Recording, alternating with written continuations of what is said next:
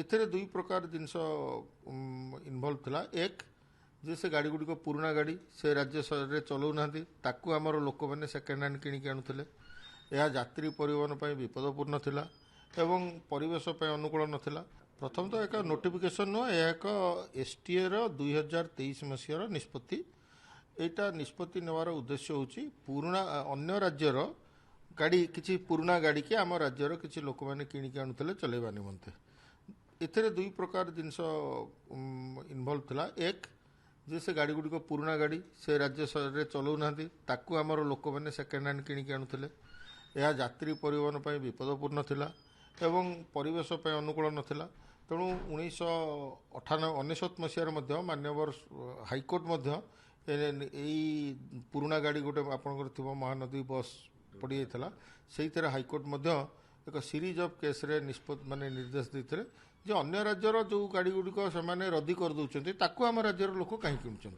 तेणु से निमंते 2023 निष्पत्ति निया किंतु सेटा बहुत जगह पालन ठीक भाव हो पार ना। तेणु से ही निष्पत्ति की खाली पुनरावृत्ति करके एक निर्देशनामा दिखाई नोटिफिकेशन। नोटिफिकेशन माने आईन रे परिवर्तन। तबे सर कौन कौन करा जिवो तार कौन क्राइटेरिया रहछि को आधार क्राइटेरिया होची वर्तमान कोनोसी 10 वर्ष रु ऊर्ध्व पुराना यात्रीवाही जान व्यवसाय माने व्यक्तिगत जान नुहे। जदि एनओसी नहीं कि एनओसी नहीं कि आसंती एनओसी नहीं कि ओडिशा को आसीबे कोनोसी भी राज्य रु ताले तांका एनओसी को ग्रहण करा जिवो नाही।